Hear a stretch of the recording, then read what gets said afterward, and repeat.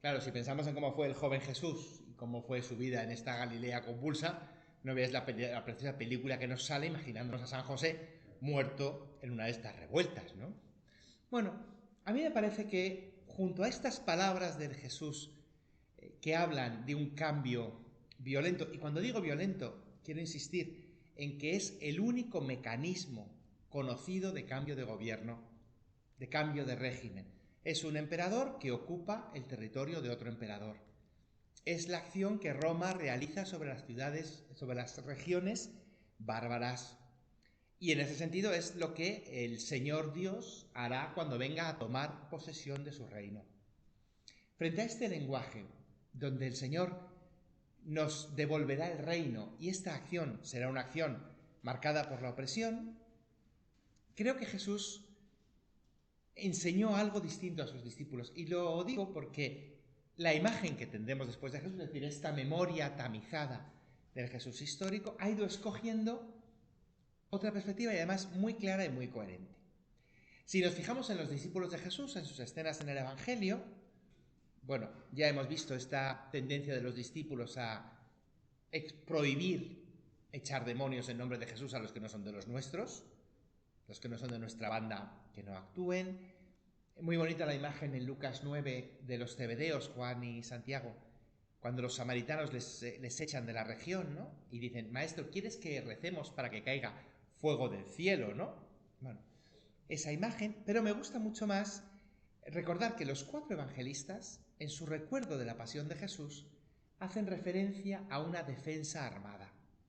Cuando el grupo viene a aprender a Jesús, los cuatro evangelios recuerdan que, dice Lucas, viendo lo que iba a suceder, los suyos le dijeron, ¿herimos a espada? Y uno de ellos hirió al siervo del sumo sacerdote. Sabéis que Juan recuerda que este siervo se llamaba Malco. Así que hay un recuerdo muy concreto de una reacción violenta por parte de los discípulos. Por eso me parece coherente que los seguidores de Jesús tuvieran una expectativa donde la violencia entrara como un instrumento para establecer este reinado. No he hablado de la expulsión de los mercaderes en el templo, pero es un caso claro de tumulto análogo a los que Pilato habría encontrado. Podría ser una justificación de la muerte. De hecho, esa es una de las razones por las que el cuarto evangelio cambia la acción de la expulsión de los mercaderes y en lugar de situarla en la semana de pasión, la sitúa en la primera semana de la vida de Jesús, justo después de las bodas de Caná. No puede evitar recordar esa escena, pero la aleja del momento de la pasión. ¿Para qué? Es una memoria que tamiza los hechos, recuerda los hechos de forma más clara y de forma más clara comprende que la muerte de Jesús no fue consecuencia de una acción revolucionaria. La tradición evangélica va a tener muy clara que Jesús entrega su propia vida, va a comprender una acción retributiva. El Señor va a restablecer su reinado a través de una víctima expiatoria. Este concepto ya lo hemos conocido en Isaías, cuando os acordáis vimos el exilio y vimos la aparición de este siervo al que Dios no le paga, sino que su sacrificio va a pagar a los demás o va a compensar a los demás, va a retribuir a los otros en este sacrificio vicario. En esta tradición de la pasión aparece siempre este morir a espada. En Mateo está esta referencia, ¿no piensas que yo no puedo rogar a mi Padre que pondría al punto más de 12 legiones de ángeles a mi servicio? Y os acordáis que en el Evangelio de Juan, Juan en el discurso con Pilato también dice, ¿no? Si mi reino fuera de este mundo, es decir, si mi reino funcionara con las categorías de este mundo, mis servidores habrían peleado para que yo me salvara. Entonces, hay una fuerte tradición de Jesús en corregir esta intencionalidad violenta de los discípulos. Hay solo un caso que nos sigue pareciendo conflictivo, que es en Lucas 22, hay un recuerdo donde Jesús les dice en la cena, el que no tenga espada, que venda el manto y compre una. ¿Os acordáis cuando os envié que fuisteis sin bolsa, sin bastón? Pues ahora el que no tenga bolsa, que la compre. El que no tenga espada, que venda el manto y compre una. Da la impresión que Lucas va a tener que introducir dentro de la ética del discipulado una cierta licitud de la violencia. Voy a intentar explicar esto quizá después. Es un texto complejo, tan complejo que cuando Lucas trata de explicarlo, lo complica todavía más. Porque en 22:36 Jesús hace una propuesta que, bueno, yo os lo pregunto a vosotros. ¿Tenéis espadas? No, ¿verdad? Pues yo sin espadas. ¿Tenéis pistolas? No. Pues ahora id a casa, vended el abrigo y comprad una, ¿no? Y entonces en 22:37 dice: es necesario que se cumpla en mí lo que está escrito. Ha sido contado entre malhechores. Lucas tiene que de alguna forma justificar esta explicación de comprar bolsa y comprar espada porque recupera esta memoria de que a Jesús se le identifica con malhechores, pero malhechores de los de espadas, de los de atar a un hombre grande antes de robarle el ajuar de su casa, ¿no? Malhechores de bandoleros. Señor, aquí hay 2 espadas. Dice, bueno, pues basta. Pero eso digo, cuando Lucas trata de explicarlo casi nos lo complica un poco más. Yo propondría leer este texto como una memoria tamizada, es decir, tenemos un primer problema que es el recuerdo de una acción violenta y por tanto la expectativa, mejor dicho, de una intervención violenta por parte de Dios y el Mesías como el ejecutor de esta acción violenta. Hay un recuerdo que vamos a ver ahora donde Jesús limita esta acción de la violencia, de hecho renuncia radicalmente a esta acción de la violencia, y este recuerdo se impone en la comunidad, este matiz específico de un reino que no viene por la violencia. Pero en una tercera fase es necesario permitir una cierta cantidad de violencia, y aquí utilizo la espada y la bolsa al mismo nivel. También la economía es una forma de ejercer violencia porque me permite controlar las acciones de los que son mis asalariados.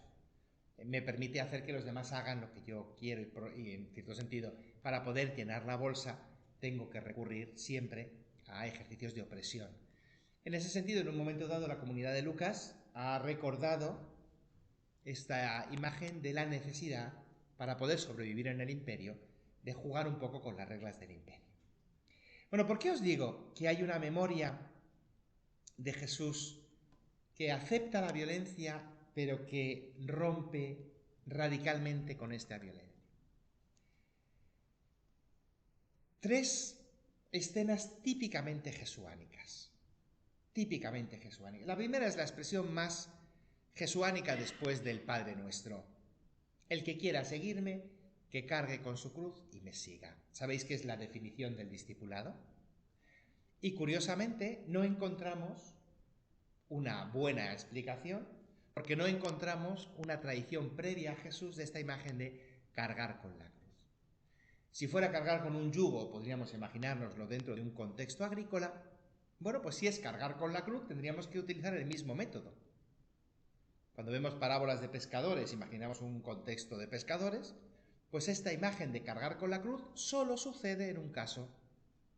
Es la experiencia del grupo de secuaces que sufren la derrota. Volviendo a la clase anterior, es la experiencia de los seguidores de Judas el Galileo. Es la experiencia de los que se alzaron contra Roma. Es la experiencia de Simón de Perea. Es la experiencia de todo revolucionario. Que se haya recordado esta propuesta de Jesús, no como una frase, porque fijaos que los otros textos han sido frases genéricas, ninguna de ellas está colocada en un punto central del Evangelio, que caiga fuego a la tierra y estuviera ardiendo, pero el que quiera seguirme, que se niegue a sí mismo, cargue con su cruz y me siga. Los evangelios sinópticos lo sitúan inmediatamente después del anuncio de la pasión. El Hijo del Hombre, dice Lucas 9, tiene que sufrir mucho, ser reprobado por los ancianos, ser matado y resucitar al tercer día. Y Lucas ha unido este texto a: si alguno quiere venir en pos de mí, niéguese a sí mismo, tome su cruz cada día y sígame. Nosotros hemos hecho todo un proceso de espiritualización del concepto de cruz, pero si tenemos que seguir el método de preguntarnos por qué alguien coge esa imagen, dónde la ha visto, el lugar donde se ve esa imagen es en la fila de secuaces que van camino del patíbulo. Si nosotros hubiéramos dicho, el que quiera seguirme, que cargue con sus cadenas, tendríamos la imagen de los galeotes, ¿no? Todos en línea. ¿Por qué presento esta imagen? Porque creo que la única explicación de utilizar una imagen tan original, en el sentido que nadie más la ha utilizado antes que Jesús, y al mismo tiempo tan contraria a las expectativas sociales, porque no es la imagen de reinar, no es la imagen de gobernar que podríamos esperar. Nadie se une a una revolución para morir ahorcado. El hecho de conservarla y de conservarla en un puesto tan preeminente, unido al primer anuncio de la pasión del Hijo de Dios y por tanto el tema central del anuncio del grupo de Jesús, esta memoria que va a tamizar los recuerdos de Jesús histórico, que va a tomar conciencia, va a recordar que Jesús el Cristo es fundamentalmente el que ha muerto por nosotros. A esto me refiero cuando digo que la memoria se va generando en un proceso de toma de conciencia de todas las acciones de Jesús. El grupo de Jesús, pensad por ejemplo en Pablo, si tiene que resumir una acción de la vida de Jesús, es morir por nosotros. Luego nosotros podemos pensar que ascender al cielo es más importante que morir, discutiremos. Pero el grupo cristiano, la memoria que tiene de Jesús, Jesús es el Cristo porque ha muerto por nosotros. Y en esa muerte ha rehabilitado, ha realizado la acción de Dios, pero ha realizado su función mesiánica muriendo por nosotros. Ha restablecido la unión entre nuestro pueblo y los pueblos paganos. El método que podíamos imaginar para restablecer la paz era someter a los otros reyes, acordaos de Zacarías, ¿no? Que su carne se pudra estando de pie y sus ojos se vacíen en sus cuencas, en ese momento. Es decir, una maldición, si queréis, terrible sobre nuestros adversarios, era la imagen que Zacarías imaginaba, y Pablo nos narra que la acción redentora, la acción de restablecer, ¿no? En Efesios dirá, la acción de reconciliación será la muerte del Hijo. Juan lo narrará a través del Cordero, lo leíamos esta semana, ¿no? El Cordero que quita los pecados, que con su sangre expía por nuestros pecados. La carta a los Hebreos lo imaginará como el sumo sacerdote que hace el sacrificio definitivo. Las distintas tradiciones del Nuevo Testamento van a recordar a Jesús y su acción de ser Mesías va a ser, en primer lugar, la muerte, morir por nosotros. La acción que va a demostrar que es Mesías, es decir, la reacción que va a demostrar que es Mesías, es que después de la muerte Dios lo rehabilite. Y en ese sentido, Dios va a manifestar que era auténticamente el Mesías. Y ahí nos va a servir la clave de Isaías 53. Bueno, pues en este texto central, el Hijo del Hombre debe sufrir mucho, ser reprobado, ser matado y resucitar al tercer día, se une el texto central del discipulado. Tome su cruz y me siga. Y creo que es difícil proponer otro contexto cultural que no sea el de los condenados en línea caminando hacia el patíbulo. Y en ese sentido creo que tenemos que reconocer en Jesús una conciencia de que su mesianismo no iba a establecer un nuevo reinado. De hecho, el continuo rechazar su título de hijo de David se podría explicar como un intento de los evangelios de oscurecer las pretensiones nacionalistas del cristianismo, que así lo van a explicar algunos autores, pero creo que en muchas de las narraciones la acción de Jesús de retirarse, ¿no? Estoy pensando, por ejemplo, después de la multiplicación de los panes, la acción de Jesús viene después explicada. Se retiró porque querían hacerle rey. Si nos fijamos en la narración, después de haber comido en los panes y los peces, no hay una expectativa regia. Entonces, si el evangelista tiene que explicar este gesto de Jesús es porque es un gesto poco comprensible. Porque en tu gran momento de éxito, pensad la multiplicación de los panes, pensad la expulsión de los mercaderes del templo, no comienzas a liderar un movimiento. Yo creo que sí hay un recuerdo, una memoria de Jesús, de un Jesús que rechazaba esa función, que va a encajar con este discurso difícilmente asumible de un Jesús conocedor de su destino. Cuando nos preguntábamos sobre la conciencia de Jesús y si Jesús comprende su mesianismo como una víctima expiatoria, lo que tenemos que tener muy claro es que los evangelistas recuerdan a Jesús de esa forma.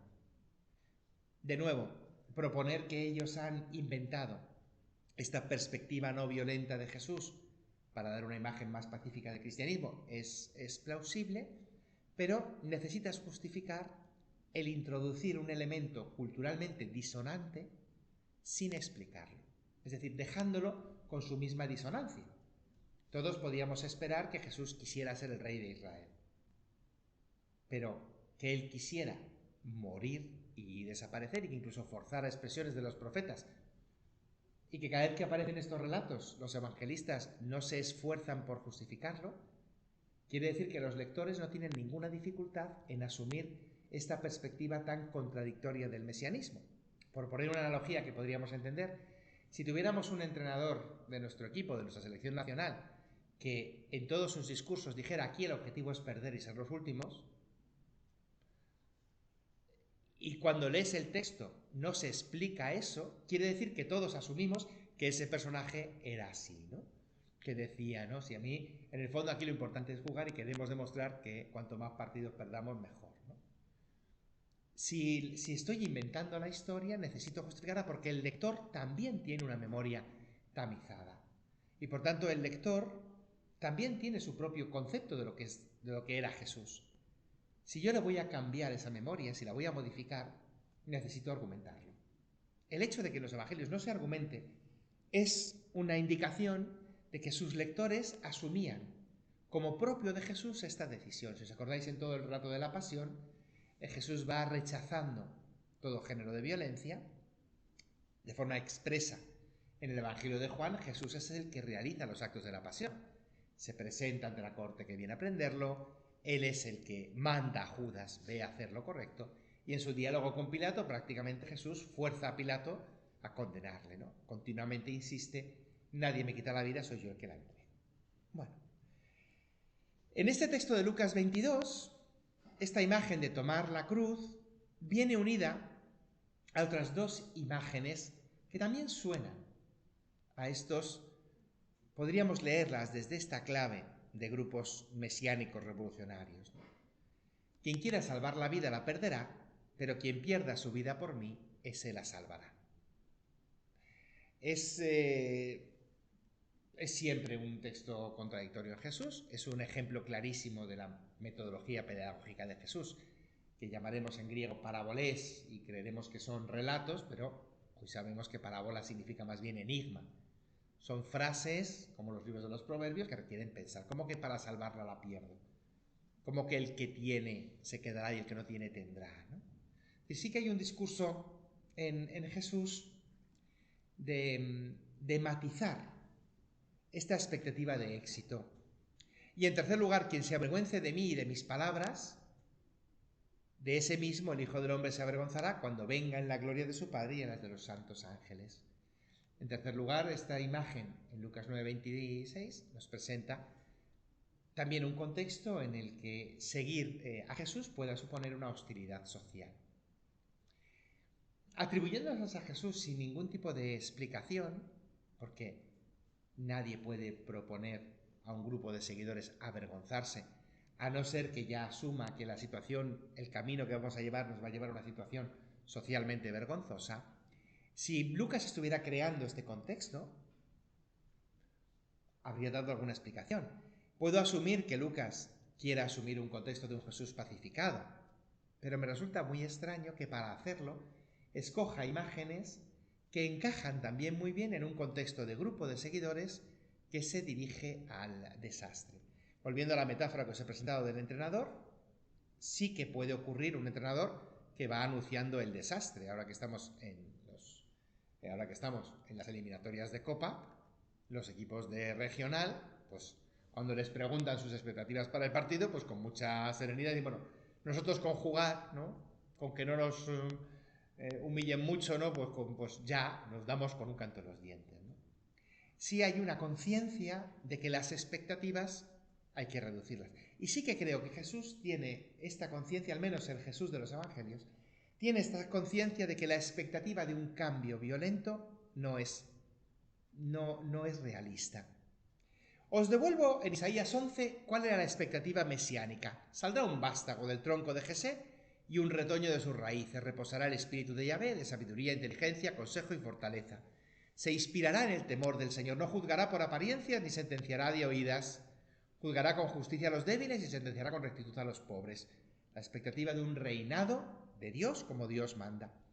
Herirá al hombre cruel con la vara de su boca y con el soplo de sus labios matará al malvado. Justicia ceñidor de la cintura, verdad de los flancos, serán vecinos lobo y cordero, el niño hurgará en la guarida del áspid, nadie se hará daño, nadie hará mal, porque el mundo estará lleno del conocimiento del Señor. Aniquilar al malvado y al violento es la acción mesiánica. Yo creo que Jesús no comprendía como esta su acción.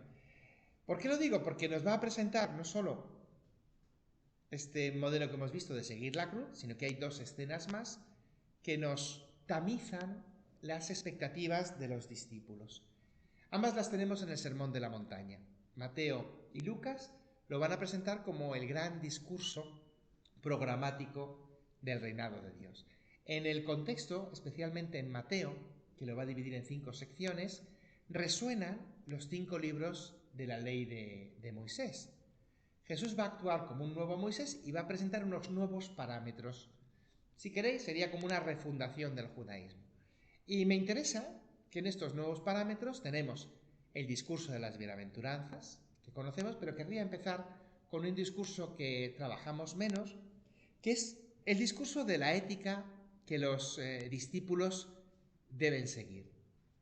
Lo seguimos sobre todo en Mateo 5 porque va a ser más delicado a la hora de presentarnos las acciones. No resistáis al mal, antes bien, al que te abofetea en la mejilla derecha, ofrécele también la otra. Al que quiera pleitear contigo para quitarte la túnica, déjale también el manto. Al que te obligue a andar 1 milla, camina con él 2. A quien te pide da, al que te desee que le prestes, no le vuelvas la espalda. Habéis oído que se os dijo, amarás a tu prójimo y odiarás a tu enemigo. Nosotros hemos asumido esta ética pacifista, si queréis, o esta ética no violenta. Os propongo que profundicemos un poco en estas 3 imágenes que Mateo nos propone y tratemos de ver un poco en qué contexto se está proponiendo y que nos preguntemos hasta qué punto podríamos asumir en un Galileo del siglo I este tipo de discurso. ¿A qué se refiere con que al que te reclama el manto le des también la túnica?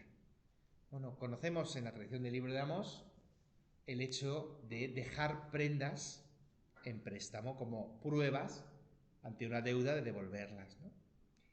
Curiosamente, la tradición del Deuteronomio prohíbe retener el manto para que tu hermano no tenga con qué abrigarse. Y Jesús, en lugar de, la memoria de Jesús al menos, en lugar de utilizar el argumento que utilizaba Amós, os habéis quedado con mantos tomados en prenda, Jesús exagera el derecho que tiene el acreedor de pedirme una prenda.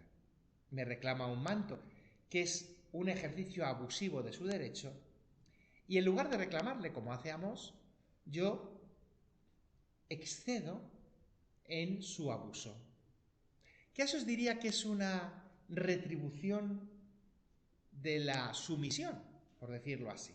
La expectativa mesiánica era una retribución de la compensación, donde el abusador va a sufrir su mismo crimen, ¿no?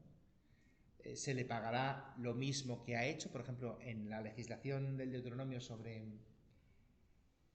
el falso testimonio, se dice que se le hará pagar lo mismo que ha querido contra su hermano. No guardarás rencor contra tu prójimo. Sin embargo, aquí lo que yo hago es darle al agresor el doble de lo que me está pidiendo. Quizá me pueden exigir caminar 1 milla. Había una tradición en el Imperio Romano que se sigue manteniendo entre nosotros. El ejército tiene derecho a servicios auxiliares. Cuando el ejército llega a una población, la población está obligada a atender al ejército y está tipificado. Te pueden obligar a cargar 1 milla, a realizar trabajos y alejarte de tu población 1 milla para trasladar, ¿no? A partir de ahí, el ejército ya no tiene derecho a abusar de ti porque no es un ejército conquistador. Bueno, a quien me pide caminar 1 milla, yo le voy a acompañar 2. Ejerce sobre mí una violencia legal, pero excesiva, y yo permito que ejerza una violencia extrema. Al que me golpea en una mejilla, ¿no?, le presento también la otra. Si no os resistáis al mal. Al que te abofetee en la mejilla derecha. Es interesante que lo leemos por eso en Mateo, que es más específico, que nos fijemos dónde está la mejilla derecha. O sea, en la derecha. Y ahora que nos imaginemos cómo golpean los diestros en la mejilla derecha. Porque salvo que sean muy torpes y golpeen de esta forma, tú para dar un bofetón a mano abierta lo das en la mejilla izquierda. En la mejilla derecha das un golpe con el revés de la mano.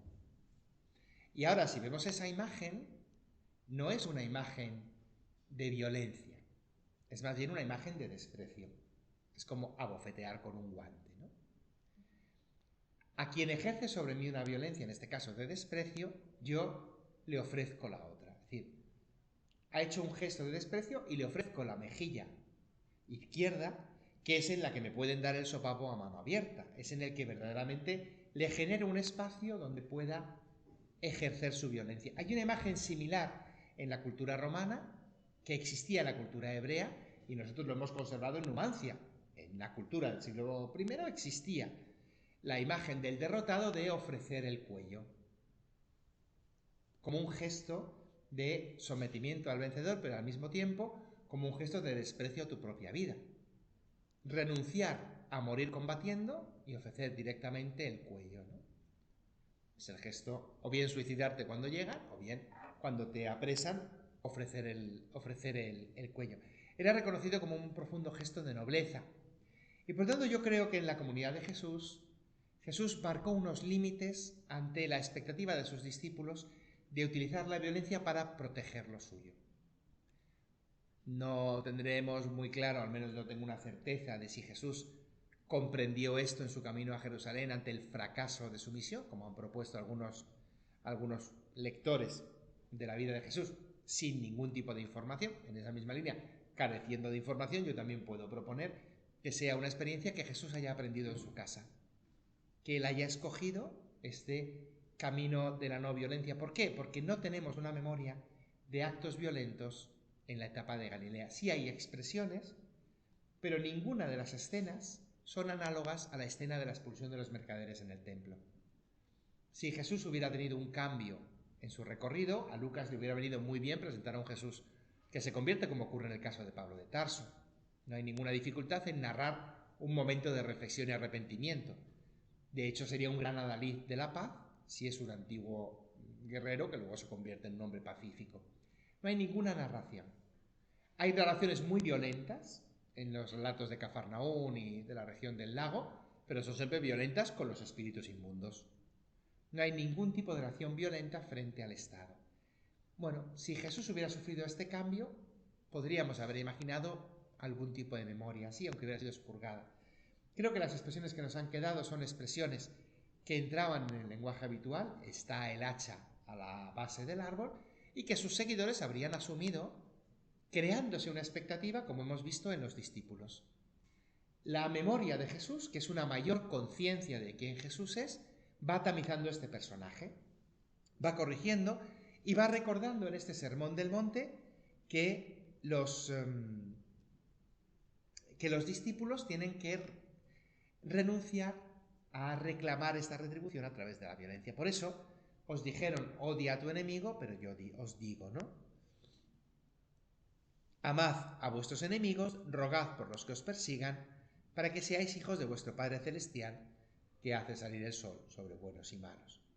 O en el capítulo 6 de Lucas, la imagen también de las bienaventuranzas, después del discurso de las bienaventuranzas, en Lucas 6:29,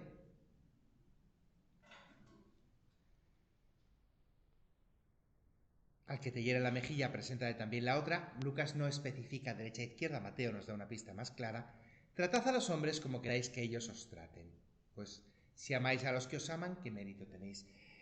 Lucas no necesita especificar este odio al enemigo porque para él el discurso de Levítico 19:18 no es vinculante. Levítico 19:18 dice: no guardarás rencor hacia tu hermano. Amarás a tu prójimo como a ti mismo.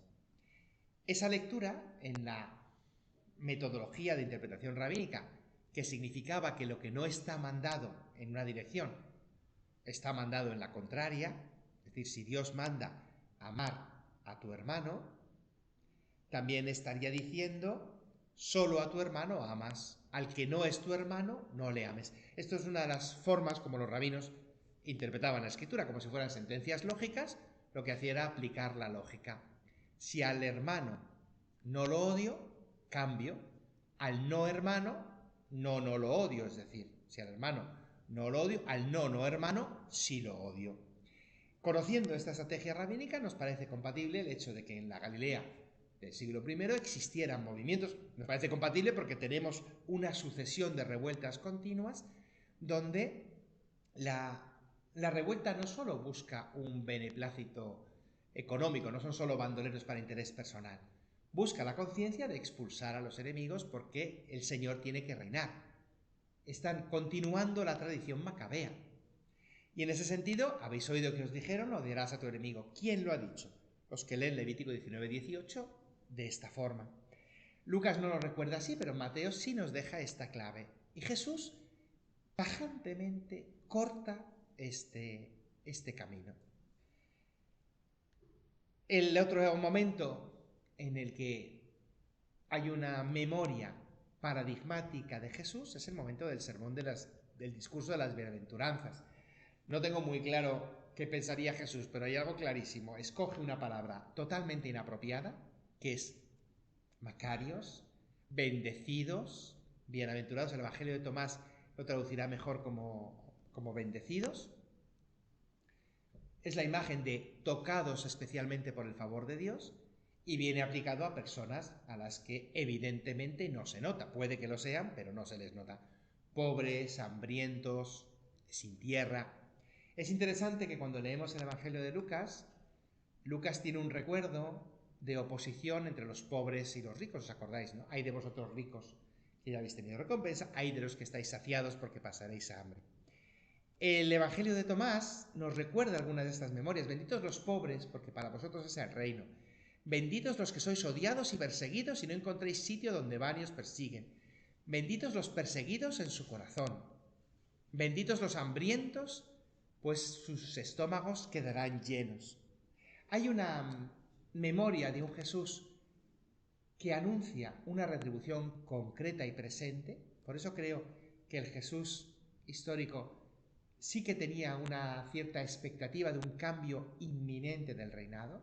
Os digo que algunos de los presentes no morirán antes de ver el reinado de Dios. Creo que las bienaventuranzas sí que nos reflejan esta expectativa de Jesús de un cambio real y concreto, donde los hambrientos comerán, donde los sedientos beberán. Creo que Lucas nos transmite una parte de memoria. Los seguidores de Jesús recordaron que solo desde el cambio social ocurriría esto. Creo que Mateo lo matiza, porque Mateo va a entender otro tipo de bienaventuranza en este reinado. Y la parte que verdaderamente quiero compartir con vosotros es el hecho de que este Jesús va a asumir que este cambio se va a producir por su acción de sometimiento. Sí que creo que es muy difícil explicar una memoria de Jesús en la que la aceptación de la muerte sea una construcción histórica. ¿Por qué lo digo? Porque incluso el mismo Lucas, donde tiene un Jesús que muere como un hombre noble, es decir, como un hombre virtuoso que acepta su destino social o legal, un poco, si queréis, en el modelo de Sócrates, en el mismo caso de Lucas, él va a recuperar las memorias en las que Jesús tiene muy clara que su muerte va a ser una muerte no violenta, en el sentido por su parte. De hecho, el relato que vamos a recordar en Hechos 8:32 fue llevado como un cordero al matadero, nos está haciendo referencia a Jeremías 11:19. Yo me sentía un cordero manso llevado al matadero sin saber que intrigaban contra mí, diciendo: destruyamos el árbol en su vigor. Oh Señor, juez del justo que escrutas corazones, que yo vea el desquite contra ellos, porque a ti he manifestado mi causa. El hecho de que la memoria de Jesús lo identifique con Jeremías en bastantes pasajes, el hecho de que Jesús identifique su profetismo con un profetismo de muertos, así has matado Jerusalén a tus profetas, se explica desde estos movimientos mesiánicos de profetas que acaban muriendo en Jerusalén, el pueblo que les traiciona, pero se explica también desde este asumir en el proceso de Jesús que morir en el proyecto de Dios es lo que hace el auténtico siervo. Y que de alguna forma este acto de sometimiento al Señor es el acto extremo del seguidor de la ley o de la Torá. Si os fijáis, esta muerte en el sometimiento al Señor es una memoria que ya aparece en el Antiguo Testamento. Moisés muere sometiéndose a un Señor que le priva de la tierra prometida. Abraham muere sometiéndose a un Señor que no le ha entregado una gran descendencia ni una gran tierra. De hecho, Abraham sacrifica a su hijo, a su líder de descendencia. Y en ese mismo contexto, Jesús también moriría sin haber experimentado esta retribución del reinado de Dios, pero consciente que en ese acto gana para otros este reinado de Dios. Sería la acción extrema del siervo, que se ve en Abraham, en Moisés, se ve muy claramente en Isaías 53, este siervo sufriente, como vimos, que tiene esta expiación vicaria, y se vuelve a ver en esta memoria de Jesús. Creo que podemos resolver el conflicto que nos dejó abierto Bullmann para que no nos aburriéramos los siguientes 60 años, introduciendo este concepto de la memoria tamizada. En la medida en la que se toma conciencia de quién era Jesús realmente, es decir, de cuál ha sido la auténtica acción de Jesús en la historia, los relatos de Jesús se empiezan a narrar de forma que dejen claro este aspecto. Se conservan expresiones que no pueden perderse porque se han recitado siempre, pero se tamizan para destacar las expresiones que manifiestan de forma más clara cuál era este proyecto mesiánico de Jesús. Una retribución, si queréis, en el sometimiento.